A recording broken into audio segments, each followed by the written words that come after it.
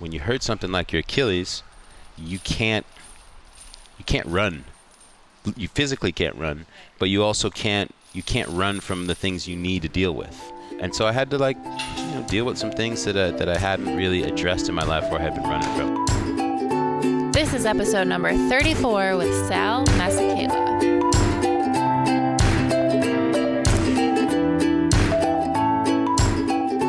Welcome to Pursuing Health. I'm Julie Fouché, medical student and former CrossFit Games athlete. Here, I bring to you information and inspiration from experts and everyday individuals for how to use lifestyle to maximize health. Thank you so much for joining me. Now let's get started with this week's episode. Welcome back to Pursuing Health. I'm excited to introduce you to our guest today, Sal Masekela. Sal is probably best known for his work as a commentator and journalist on platforms including NBC's Red Bull Signature Series, ESPN's Summer and Winter X Games, which he hosted for 13 years, and E's Daily 10. Most recently, he hosted and executive produced Viceland's Vice World of Sports, which is a docu-series exploring the people, politics, and culture of locations all over the world through the lens of sports. Sal also shares the musical talents of his father, South African jazz musician Hugh Masekela, and the music of his band Achilles has been featured on TV shows such as Entourage and House of Lies. He's also the co-founder of Stoked Mentoring, a nonprofit action sports organization for at-risk youth. Now, Sal's CrossFit journey began in the fall of 2010 when he started at CrossFit LA and later moved on to Deuce Gym near his home in Venice, California. Our paths first crossed about a year ago on May 30th, 2015, which was the day that both of us tore our left Achilles tendons. I was competing at the 2015 CrossFit Games Central Regional, and Sal was playing in a celebrity basketball game. We connected over social media, and throughout the past year, we've used one another for support, inspiration, and motivation throughout our recovery process. Now, over a year later, we decided to meet up after the 2016 CrossFit Games at Sal's home affiliate, Deuce Gym, for a workout, and then we sat down to reflect on our intertwining Achilles journeys, CrossFit, and life. I had so much fun connecting with Sal, and while we talked a lot about our injuries and how this forced us to take a step back and look at our lives in a bigger picture, we also talked about the bigger picture of CrossFit, why he thinks this is such a unique community, and how it offers him an escape from the superficiality of our society today and a chance to connect with some of our core human needs. So, before we get started, I have a few quick reminders. First, if you're enjoying the podcast, please head over to iTunes to subscribe and consider giving it a 5-star rating. You can also go to my website, juliefouché.com, where you can enter your email to stay in the loop with the podcast and everything else I'm doing with my bi-weekly newsletter. I'm also looking for inspiring stories to share. So if you or someone you know has used lifestyle to overcome a serious health challenge, send your story to me at info@juliefouché.com, and I'll use some of these to share on future episodes. If you're interested in training with me, check out my program through Beyond the Whiteboard. This is the actual training I do now, 5 days a week, 1 hour per day, scheduled out for you minute by minute from warm-up to cool-down. I've recently also launched a Train on the Go program that's perfect for helping you get your workouts in on vacation or even during a busy week at home. For more info or to try out the programs yourself, you can visit beyondthewhiteboard.com/juliefouché. Also, please remember that although I'm nearing graduation from medical school, this podcast is meant to share the experiences of individuals and does not provide medical advice. So with that, let's get started here on episode 34 of Pursuing Health featuring Sal Masekela.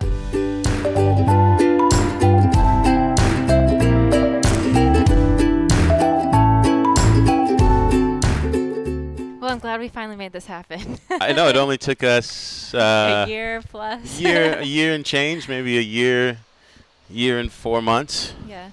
Team Achilles heel, post-WOD. Right.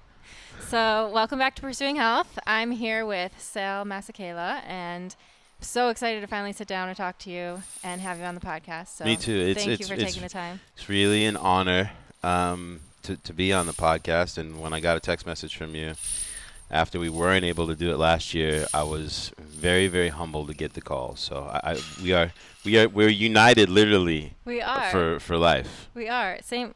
Wait, I forget. Is yours same right foot? Same Achilles, right Same foot. Achilles. We both have Our scars to show scar. it. Mine's a little bit more visible.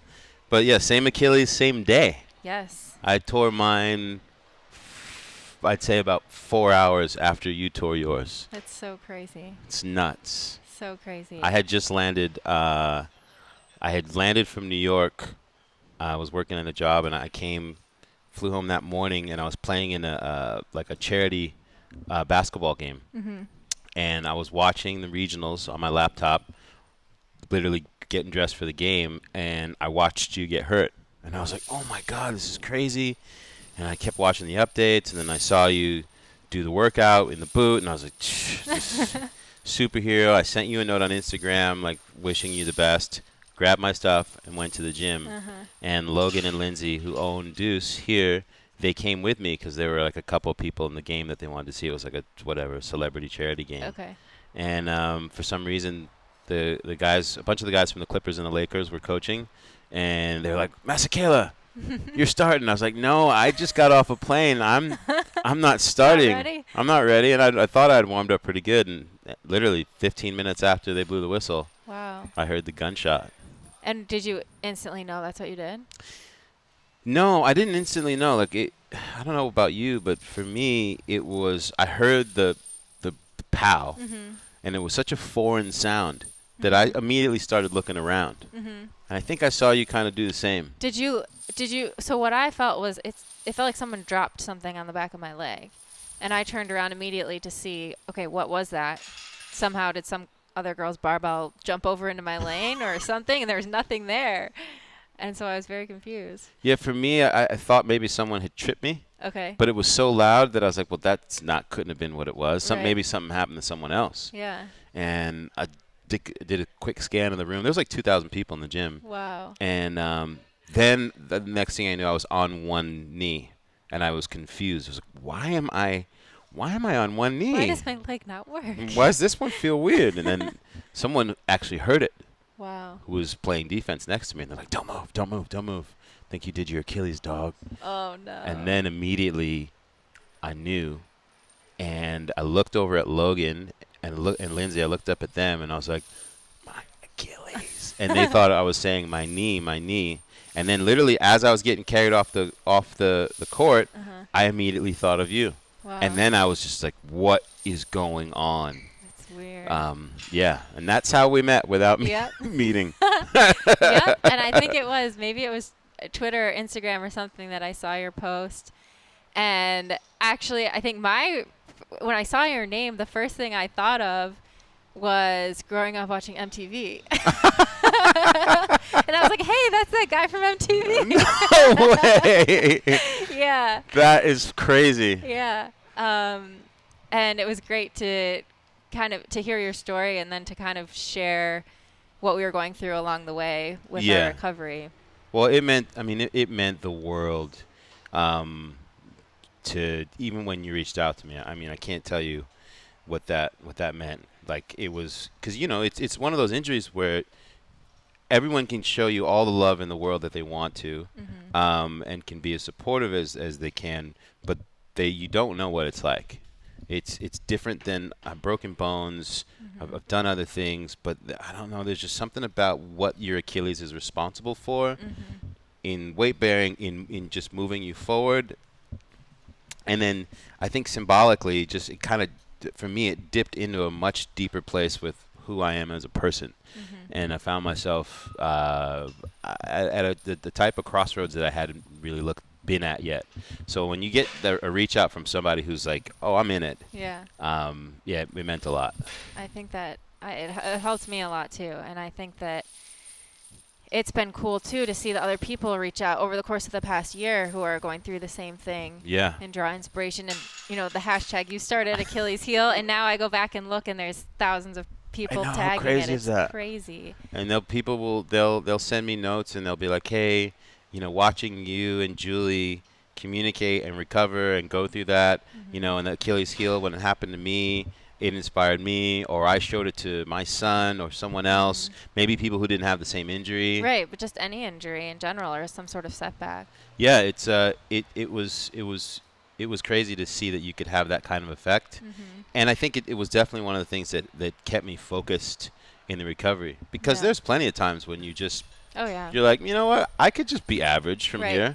Like I've done a lot of cool stuff. I've lived a lot of life. Maybe Yeah. I'm just meant to cruise from there. But people didn't, the general public, people who you didn't know, they're like, hey, we want to see this through. Right. Right. It's. I remember when I took steps before you, Mhm. and your reaction, I was like, oh yeah, she's a competitive athlete. Julie's Yeah. Julie's like, oh really? It's on. I think I saw that. And I've been working with my physical therapist, and he was like, okay, maybe this week we can try, taking the boot off and taking a few steps. And then I saw you post your video, and I immediately texted him, and I was like, we got to do this. There's an average human, a civilian, a regular mortal is taking steps. We need to get on this now. Yeah. No, it definitely, I think, pushes you in your recovery. And even one of my friends back home I think he's maybe about 2 months out from his surgery. And same thing, he's a CrossFitter. He's trying to push the timeline of the recovery. And I have to sometimes be like, it's okay. You don't have to rush it. You want to make sure that you do it the right way and you get back to where you need to be in the long run. But there's still going to be some of that competitive spirit, I think. Yeah, when I saw you doing pistols, like 4 months in, I was like, yeah, we're on a different path. We're tracking it differently. But I mean, I went surfing 6 months after I was hurt. Wow. And that was my goal. That's amazing. That's really impressive, because I think, what was it, maybe 3 or 4 months at our wedding, we had paddle boards and we were on a lake, no waves.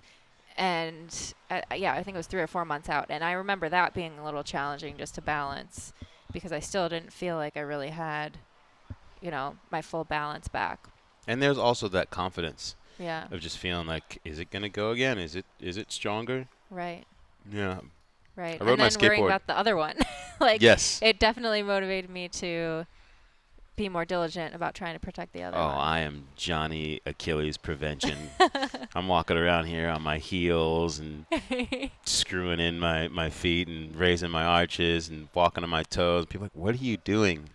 I'm like, going through that again. Give me something else to go through. Yeah. So, what are some of the things that you do, or some of the things that you found to be most useful in your recovery, or that you do now to try to stay on top of it? I think I'm a lot more active in my mobility. Okay. Just in general. I started using Ramwad, and really enjoy that. I do a lot of just stuff specifically around the feet and Achilles, doing heel walks, Okay. with your toes raised and just walking on your heels. I have really, really flat feet, Okay. which raises your I guess it raises your Increases your risk, your risk. So I do screwing in the feet and raising my arches 30 seconds in groups a few times a day, walking on my toes. I roll out with the ball. I've been doing a lot of deficit stuff. That's great. Yeah. Deficit weighted toe raises, that kind of stuff. Awesome. Yeah, I think the one thing I'm most consistent with is probably the deficit toe raises and the negatives. Yeah. Wearing a weight vest or holding a dumbbell or something. Yeah, I'll come in here, just take a 45 before class, stand on a 45, and do those, and just try to be consistent with it. And the other thing I'm noticing is that I'm continuing to get stronger in the bag of leg, where your body's like, oh, you're good, and you realize actually you can get better. Like I'm starting to feel like the muscle's starting to come back. Before I thought it was just never gonna come back, but just mindful of it, and I'm really grateful for it. Yeah. Have you had any big injuries in the past, or was this sort of the first one? When I was 16, I crushed my left foot and broke all the metatarsals and all the toes. Wow. A big steel weight in gym class. Oh my word. Came off of the volleyball pole. Okay. The mobile ones. Yeah. and there was the pin, the bolt that held the base into the pole wasn't there. So someone had tilted it back, and I would happen to be standing there, and they went to move it forward and just. Oh. It's like a bad cartoon. Oh my gosh. And it was. That sounds so It painful. was the worst. And that took me out for. That was about a 2-year recovery. Wow. To be able to be back to full strength and being able to run again. And you just take for granted how sensitive your feet are. Oh yeah.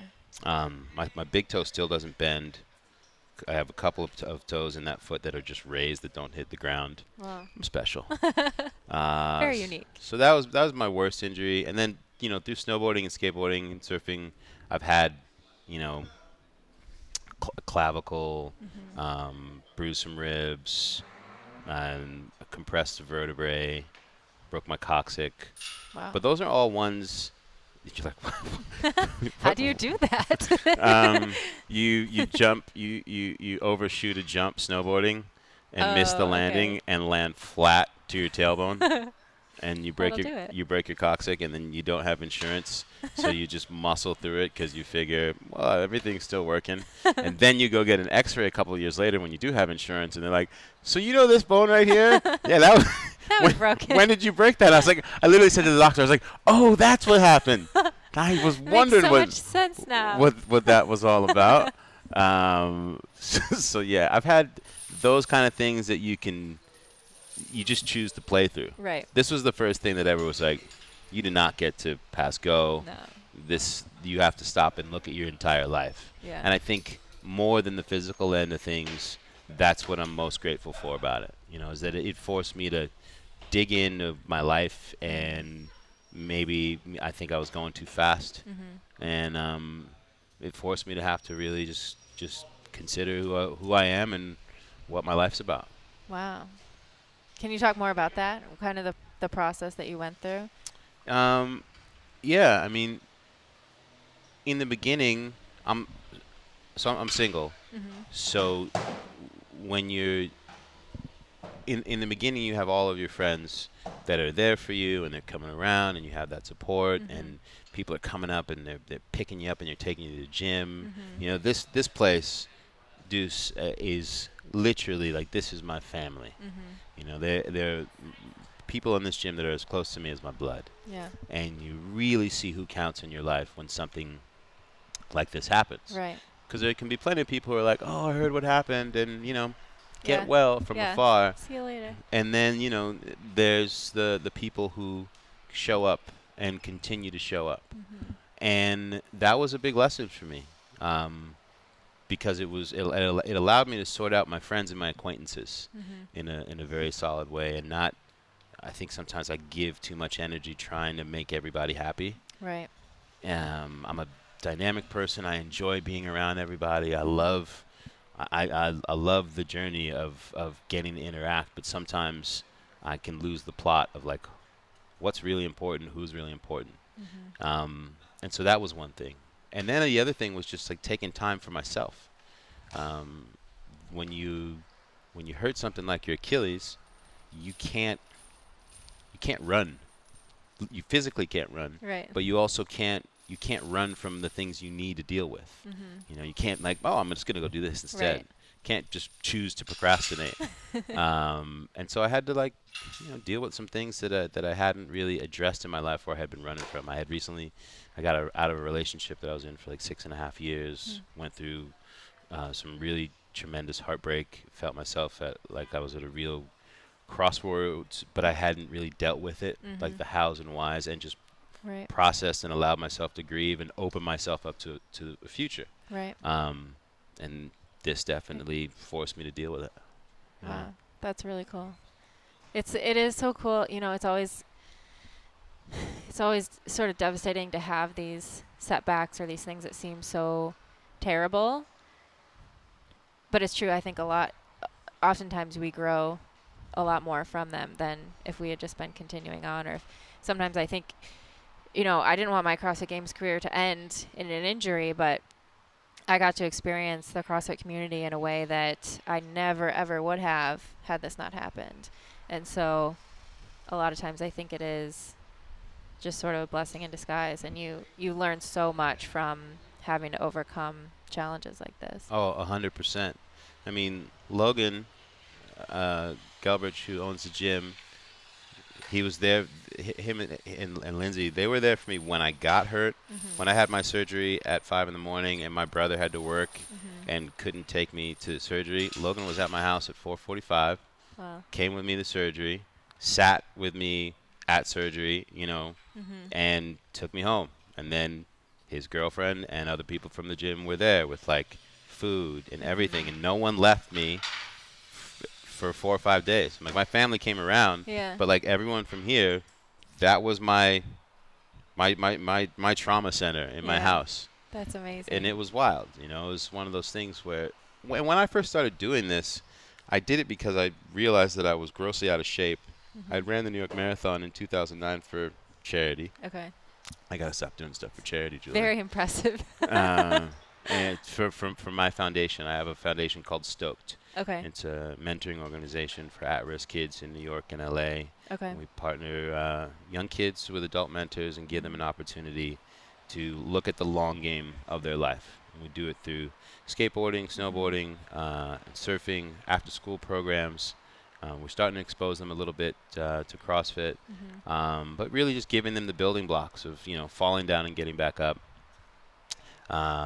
new environments, challenging themselves, those kind of things. So I was running for that, and the last 5 miles of the marathon, I was literally people would look at me in those last few miles, and you'd see them like clapping, like yay, and then they'd look at me and be like, oh, oh, that doesn't look good. Oh, that maybe he should stop. Oh no!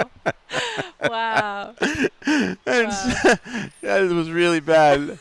And I finished, and I couldn't walk for a week. I was just destroyed. And I was like, I thought I was athletic. Yeah.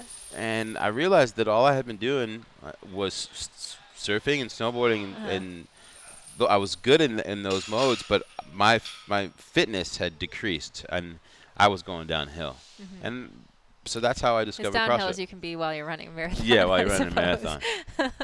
So that's how I found CrossFit, like reading an article in a magazine where the guy hated it, but he did it for 8 weeks to see if it was a real thing. Oh, okay. And his benefits, like everything that he tested from before the 8 weeks to the back of the 8 weeks, was through the roof. And basically his takeaway was like, this is the worst thing ever. I hated it. But I can't deny all the things that it gave me. I've never been challenged in such a way. And boom, my little lights went on. I went home, I went on YouTube, and then I started looking at what CrossFit was. I was like, what is this? What are these people? What are they doing? These women are crushing any idea of, I was just watching all the girls do the ladies workouts, and I was like, okay, I'm all in. I got to do this. And that was like, next thing you know, Google CrossFit LA, and I was in. But I never thought I was going to hang out with people. Right, you thought you'd go get your workout. Go and get this thing, get challenged, and I didn't. It was never with an idea of becoming. I didn't think I needed a new culture to be ingrained in. Yeah. The action sports have been my world for a long time, but I ended up getting so much more out of it. Obviously, the fitness and an incredible family. I'm better at all those things that I love doing than I ever was before, and I got a whole new family out of it. So it's amazing. Yeah. It's crazy how that works. Yeah.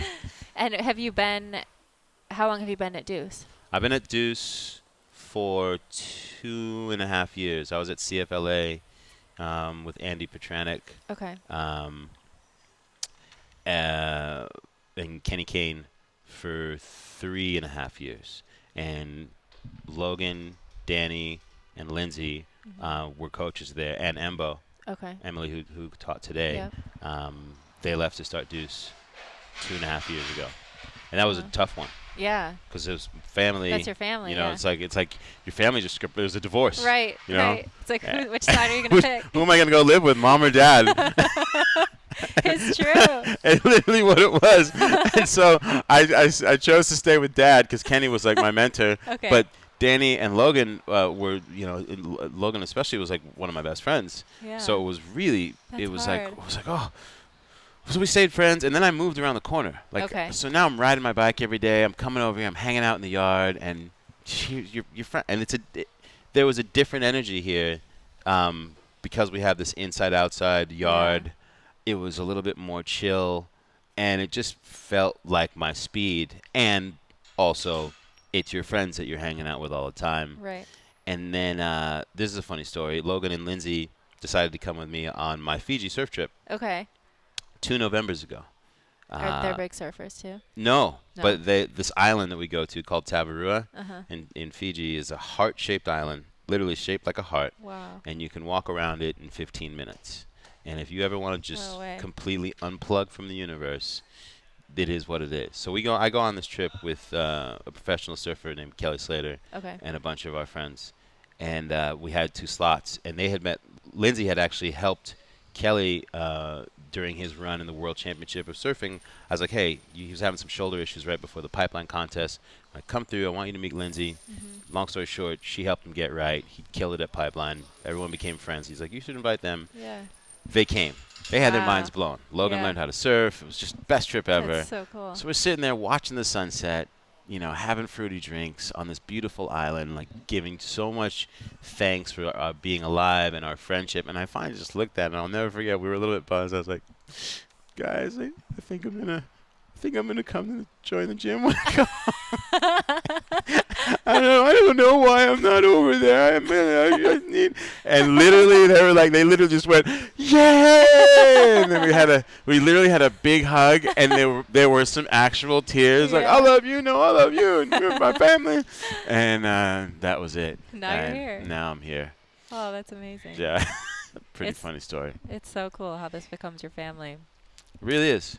It's amazing. It's very, very special, and I went through the full, like, your other friends, your non-CrossFit fans being, why do you post that stuff so much? And I don't know why you do that. And, then they all then they start going like, wow, you look good, and you're surfing better, and your energy's better. And I'm like, yeah, it's because I got a little bit more skin in the game to use this thing. Have many of your friends in action sports tried CrossFit? Oh, yeah. There's so many. So many now. Shane Dorian, big CrossFitter. Oh, right. And he was, when I found out that Shane was CrossFitter, I was like, yes, all right, legit. Like one of the most badass humans on this planet is doing it. A lot of the big wave surfers, Dusty Payne, who's a world tour surfer, he's a CrossFitter.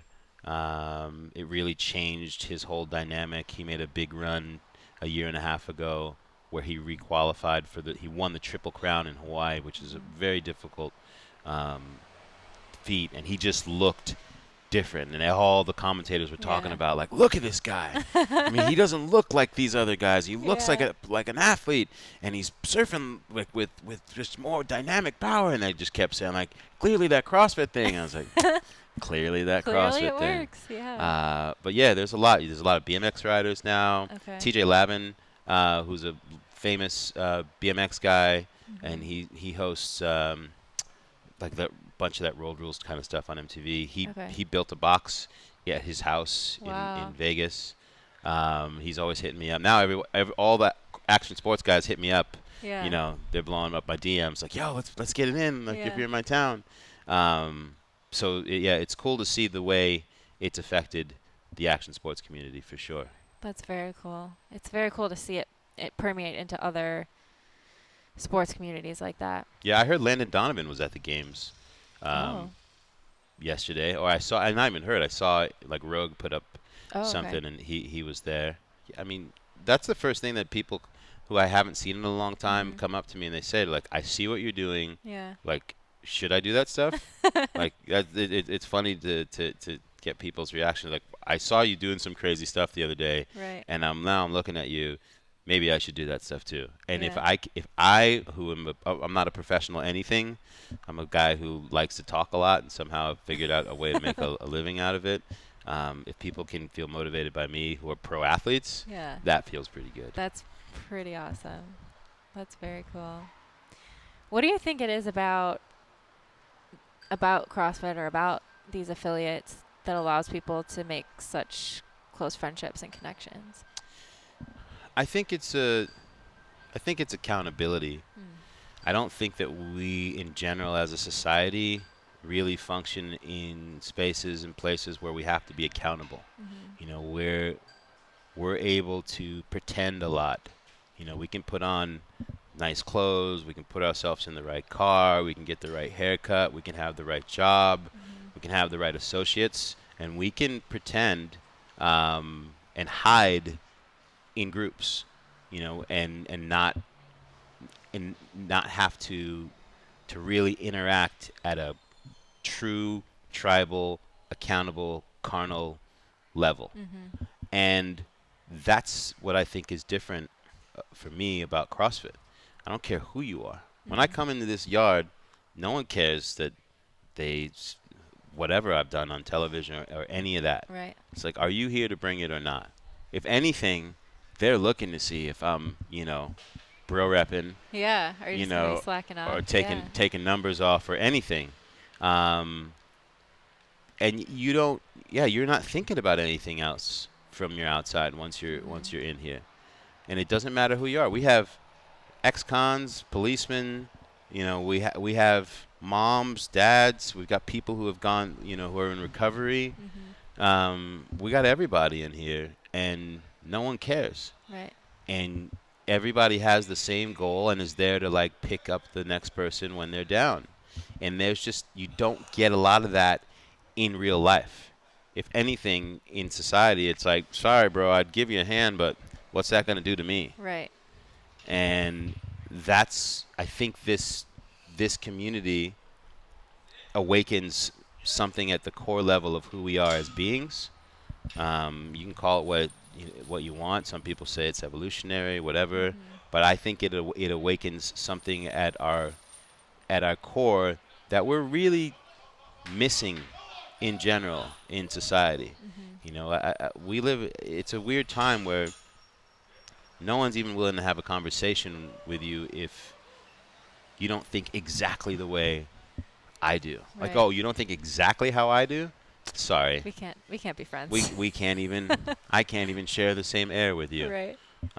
You see that discord in everything. Mm-hmm. Yeah, in religion, you see it in politics in a way that just that's a whole nother podcast. Yes. But this is a community in which you can at least breathe and get away from all that. When you come inside this yard, the motto here is leave it outside. I love that. None of it matters. I mean, we have a sign over there that says strictly enforced. You don't have to work out here to kick it. Like that's literally what the place is. That's really awesome. Very cool. Yeah, and that's what it's been for me. And you know, my job takes me all over the world Mm-hmm. and all over the country. And my favorite part about getting an assignment to go to another city is like, oh, where am I going to get to train? Right. I get to check out some other boxes. Yeah, Yeah. and people have shown me incredible hospitality, and I've made some lifelong friends around the world from this community, which never thought would ever happen. Wow. The best is like when you're in some strange part of Spain, and they're not even speaking Spanish; they're speaking like Castilian, and they're just like, "We don't speak English, but just follow along." Yeah. Just do whatever. And we're you're doing. literally like going by sound, and at the end, everyone's like, "Yay!" It's great. That's so you know? cool. That's so cool. I was thinking, I haven't, well, I was in Korea last year. That's probably one of the most international places I've been and dropped into boxes where the class was being run in a completely different language, and all I could do was just follow along. And it is amazing how fitness it's one of those things that can cross cultural barriers, it can cross language barriers, and really bring people together, especially CrossFit. And knowing, I think whenever you walk into any box and you know you have this connection with someone, and you know you have the same sort of intentions to just try to be better and to try to make other people better. Yeah, to be And you your can- best self. Yeah, you can really connect with people all over the world. Yeah, and That's I'd only gotten that from surfing and snowboarding and skateboarding before that, and probably also somewhat in music. But I never ever thought I would get it from Working out. from fitness. Right. You know, That's cool. What's your favorite box you've dropped into while you were traveling? this is a you pick. loaded question. Jules, a super loaded question. Most unique or most memorable? I have two favorites, I think. One is Max Effort in Vegas, Okay. which is going to piss off everybody else in Vegas. It's like, what about us? I But haven't been there, but I've heard good things about it's it. like going to, I don't know, like the Super Bowl of CrossFits. You know, like you walk in, you walk into the first part of the gym, and then you walk into the box, and you're like, what is Wow. going on here? It's massive, but it doesn't feel like a Globo gym. Okay. Like it feels super communal. They just have all the toys and all the space. I mean, their sled, their push pull like sled life Uh-huh. is as long as a city block. Wow. And like they're just where they push and pull sleds is bigger than most people's boxes. And That's there's incredible. really, really nice people there. So that's one of my favorites. And then I think the other one is probably Aspen CrossFit Okay. because it's at 9,000 feet. That brings a And whole new variable. there's just something really weird about doing Fran at 9,000 feet. Right. And you find out what you're truly not made of. Wow. That's So yeah, pretty cool. those are two of my favorite. And then I think abroad, one of the best times I ever had was I went to a CrossFit in Santo Domingo, Dominican Republic. Oh, wow. Yeah. That's cool. I went to the Dominican Republic after my freshman year of college it was like a volunteer / adventure travel trip. And it was amazing. I was there for like 5 weeks. I loved it. But that was before I even knew about CrossFit. I would love to go back and see what the CrossFit community is like. What? I don't want to turn the interview on you, No, but it's okay. I saw not too long ago like one of those little videos of you, like one of the first times that you were CrossFitting. Oh, yeah. Those are my And favorite. you looked very civilian, like a regular person Yep. going to get some fitness, and I was like, man, what happened? Because obviously a switch flipped in you. Yeah. Yeah, I grew up doing gymnastics and I ran track in high school. And then the first 2 years of college, I just didn't know what to do with myself. I kind of knew like fitness was something that I knew was important to me, but I had no idea how to do it. You know, I was doing the typical run on the treadmill, Samesies. do the elliptical, Samesies. run around and do all the different weight machines. Samesies. Lat And pull then- machine was my favorite. Yeah, exactly. Get Like, it in. Doing my sit-ups and my crunches and and then I thought, oh, maybe I'll do triathlons. One of my friends in college was doing triathlons, so I did a couple of those. I think I bought a brand new bike, and then like a week later, I actually met my husband Danny, and he was looking at the CrossFit.com, and I was like, "What's this?" Same thing. Really? Yeah. Similar. Yeah. And as soon as I saw it, and he kind of explained what it was, I was like, "That's what I need to do. This is exactly what I'm supposed to be doing in my life." And so we both joined our local affiliate in Ann Arbor, HyperFit USA, and just got lucky that we had great coaches from the beginning. We had a great community, friends that wanted to train with us, and we started doing some local competitions. And that year was when we had a sectional competition before the regionals. And I never thought I would qualify, but ended up just surprising myself along the way and qualifying to the games. And then really, I think in that first year, even from the time I qualified at regionals until the games, I improved so much. It was just, I had so far to go that it was like every month was just dramatic improvement. Gains party. Yeah. Just, look It's at that. the best, It's another isn't it? PR. When you first start CrossFit and every day is a PR. Here we go. Yeah, that ball's gone. It's another PR for Fouché. Yep. So, I love that I love seeing people go through that beginning phase of CrossFit too. Yeah. And they're just every day they're learning something new. They're doing a PR. It's so much fun. But I love going back and watching those videos. I'm so glad that my coach Yeah. was smart enough to capture them, because it is amazing to go back and see how far you've come. Did you think that your gear or your ability to like really zone in, obviously as a doctor and in your quest for medicine, you have that ability to just push things out and go all the way in. Is that just kind of your nature? It is, yeah. I think I've always been like that. And being a gymnast growing up, I think there's a lot of similarities. And I've always been very focused. You know, I have a narrow focus. Like I can do one or two things at a time, and that's all I do. Right. You know, so it made sense for me. And you know, once I started doing CrossFit and trying to see how far I could go with the competitions, I knew that was going to be a big part of my life. It's awesome. It was very cool. Well, I want to close with 3 questions I ask everyone on the podcast. Okay. So the first one is 3 things that you do on a regular basis that have the biggest positive impact on your health. 3 things that meditate. What type? Do you have a specific type of meditation that you do or practice? I've really been in the headspace. Oh, me too. I love it. I love the accent. That's yeah, my favorite part. at first I didn't know. I was like, am I going to be able to deal with this dude? Now I feel like we're homies. Yeah. And yeah, I really, and I love just all the different verticals they have. Yeah. You know, whether it's sleep or, you know, just the guided, the unguided. Mm-hmm. And that's also helped me make it more of a routine. Yes. Well, now I go like twice a day. Oh, that's great.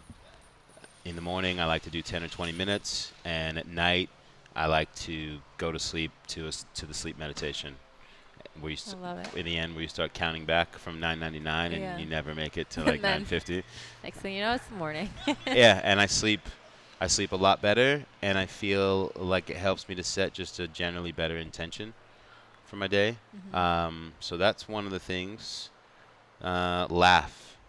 Like I'm addicted to laughter, and I need to be around people who like to laugh. Even when life is hard, you gotta find ways to laugh on a regular basis and laugh really, really hard. Most importantly, laugh at yourself. Yeah. And I laugh at myself a lot. That's good. And the third thing that I'd say is just being grateful. I take time out of every day to just stop and reflect and be grateful. Sometimes it's writing it down, and sometimes it's just sitting there and taking that moment. But just realizing that, you know, this particular journey is very, very, very short, and just being grateful as much as I can for what I have around me, that I'm still here. You know, that I woke up today, everything still worked, and I got another opportunity to figure it out. Because I'm never going to have it all figured out. No, we never are. No. And another thing, too, I think, especially when you have the injury, I think thinking about all the things you are grateful for, sometimes it's so easy to focus on the negative, but you realize, oh, I have, you know, even though I can't do as much physically as I would like right now, I have a lot of other things to be grateful for in my life. So 100%. I think that helped me as well. And we were talking earlier about your parents and how they're so vibrant still, and so, you know, do any of those things you think come from your parents or come from growing up? 100%. Yeah. You know, my mom is a holistic health practitioner. You know, my house growing up was literally the house where my mother was biohacking in the 70s, you know, which sucked for my brother and I and my stepdad. We're doing a lot of experiments. A lot of experimenting going on. Basically, if food was on television, like if it was advertised on television, it wasn't in my house. Okay. My mother was like against big food That's before amazing. it was ever a thing. So Wow. all this, you know, sugar. My mother laughed at people who said, you know, that fat was the thing. Like I remember in the 80s. Wow. She'd be, you know, we ate sweet potatoes. She was all about the proper glycemic index. You know, my mother was a vegetarian, but she cooked meat for us. But she just, you know, food combining and things that made, to her, she's like, this is basic. Like, why would I feed my children these things that have, you know, 25, 30, 40 grams of sugar in them? Like, no, that's not going to be a thing in our house.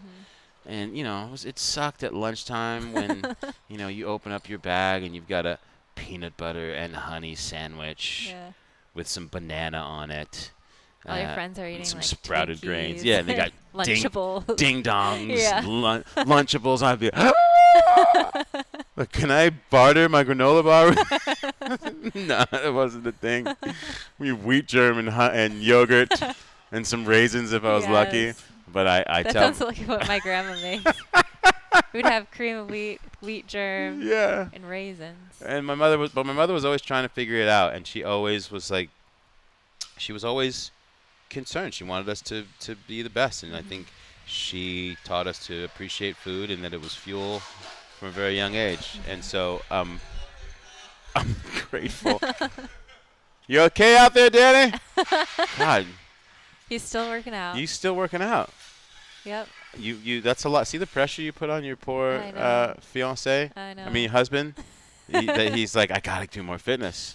Well, he's like, I'm not just going to sit here. I'm Yeah. going to do something while we're at the gym. That's pretty awesome.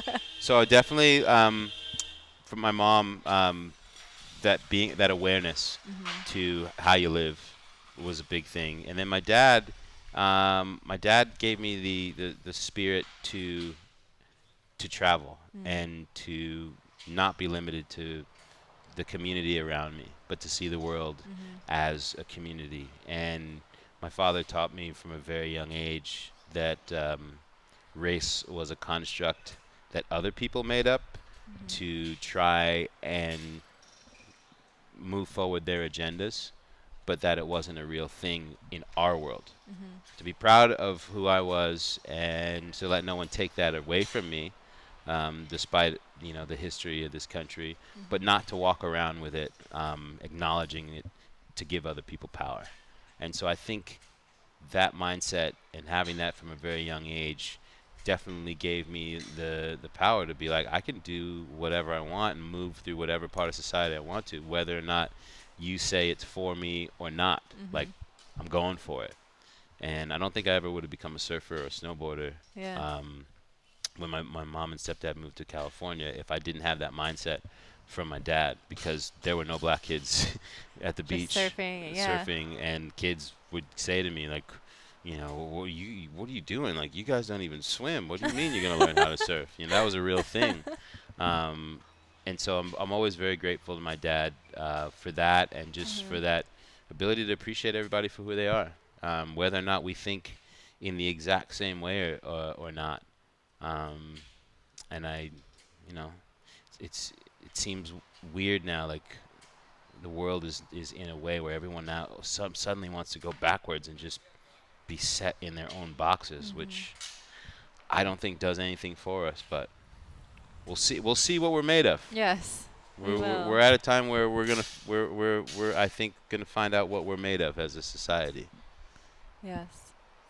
What about one thing that you think would have a big impact on your health, but you have a hard time doing it? Oh, good question. I think that if I cut out alcohol from my life, it would probably be far more beneficial than it is. And I think that if I eat cleaner than I ever have, but I could eat cleaner. Right, you can always do a little better. I could do a lot better on the road. Like, I eat like a saint at home, and then when I get on the road, my tendency has been, right. I'm in Paris. Right. Give me that You whole. have to eat the local I'm gonna take that cuisine. whole baguette, and then that whole slab of butter there, and I'm gonna go in a corner over here Yeah. and look like I just got out of some sort of food rehab. So yeah, I think that would be a lot better for me. But I'm working on it. I bring better, healthier snacks. I pre-game my travel a lot better now. Okay. What's your favorite travel food? Tonka bars. Oh, I've never had those. Ooh. Tonka bars are like Epic bars. Have you had an Epic bar? Yes. Except they're made by Native Americans Oh. in South Dakota. So are they like meat Yeah. based? Yeah. Okay. Bison. Wow. Bison based. They are Sounds the good. goodness. I'm going to have to try those. So Tonka, Epics. I really, really like the RX bars. Me too. Those are good. I really, really like the RX bars. And unfortunately, at my Whole Foods, they'll have like one pack, and I'll buy them all up. Yeah. So, hi guys, Help him out. Scratch my back. Instagram. Hey. It's just circular. Or just send me like a promo code or something. But yeah. Those are good. Those are really Those good. are The very RX good. bars are amazing. I don't understand how they're not more popular. Oh, I agree. I think they're fantastic. Those are my travel jams. What about you? Awesome. I've always been a big fan of paleo kits since I know, they've been around forever. And I love Steve's Club, and I love everything they do. I like to support them. Mm-hmm. And so I eat a lot of paleo kits. I like the paleo kits too. Um, You gotta have floss nearby after Yes. a paleo kit, though. and I know every time I get on a plane and I open one of those up, and everyone's like, What is that? "What's that?" Who opened up a forest in here? Right? But most of the time I'm just like, I don't care. I'm so hungry. I'm going to eat this anyway. They're good. Yeah. So that's probably funny. my favorite travel. What are your vices? Especially now that I'm not competing, I think food is something I could always be better at, because now, and it's similarly during the week I'm fine when I'm in my routine, but now I'm much more lenient with social events and social gatherings. Right. When You I gotta was- live though. Yeah, exactly. And I think it's hard to find that balance, and hard not to let it be a slippery slope where Right. you start to let it become, the majority of what you're eating or what you're doing. And what can happen is you're like, well, I'm just gonna up my fitness, Yeah. so that allows me to just treat myself more like crap on this side, Right. which is an improper balance. No. And your body doesn't lie to you. You don't Oh, perform. it's You don't true. perform as well. You don't feel as well, and your conscience just like, I'm telling you the reason why this isn't working, but I'll just let you keep smacking yourself in the face. Right. It'll catch up to you eventually. But yeah, that, and then I try to get as much sleep as possible, but sleep is something that I can always do better. Sleep is something that doctors don't get. Right. It's been hard. I mean, last year when I was competing, I did great. I got tons of sleep, but this year it's been much more difficult. Yeah. But I can tell the difference. Are you in that resident life? Or? Not yet. I have 1 year left of med school, so I'll graduate next year and then start residency. So you'll sleep when you're like 50. Right. Yeah. Let me ask you this. My last question Okay. to you. Do you ever, like when you're at the games this weekend, do you get that? Does that blood start going? Does that part of the engine start going in your mind? That's like, maybe there's one more in there. One more year, Is there one more in there? That's a good question. No, I think, when I was back there in 2013, that was the year I took off for school.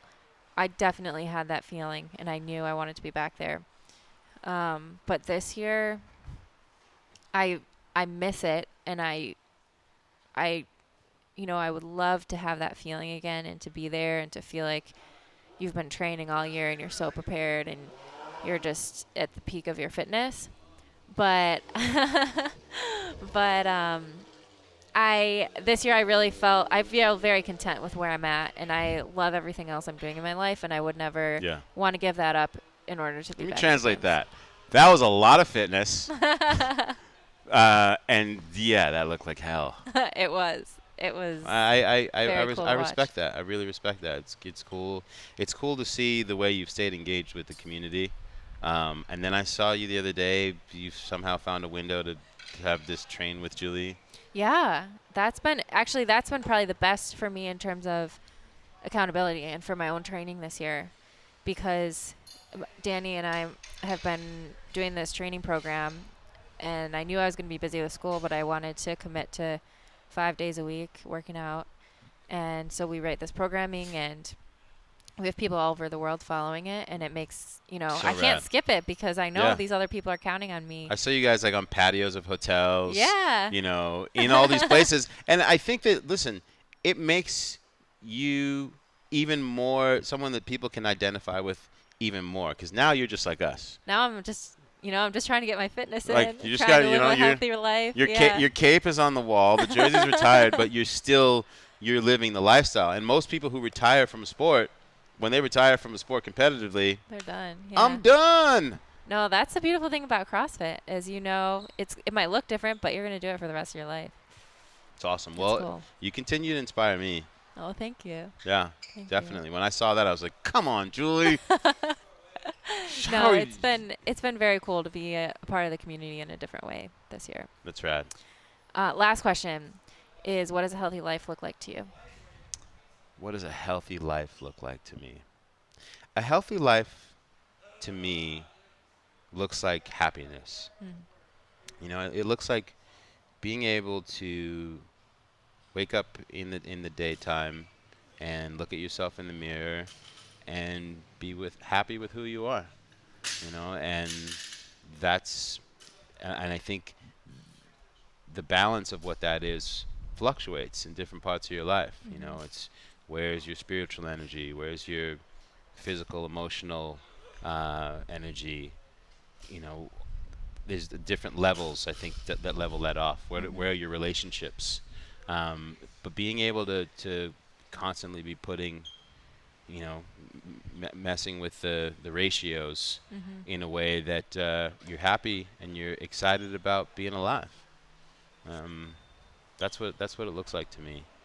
I mean, ultimately, it looks like me on a beach in Nicaragua, with a wife and some kids, and we're down there for the 3rd month in a row, and my kids are just surfed out, and my wife's like, should we go back home this week or maybe stay one more week? And I can look at her and be like, whatever makes you feel good, babe. Oh, that sounds amazing. That's my ultimate sort of dreamscape of what I'd like life to look like in another 20 years. Beautiful. Well, I hope it happens. Me too. That'd be amazing. I'll see you there. Yeah.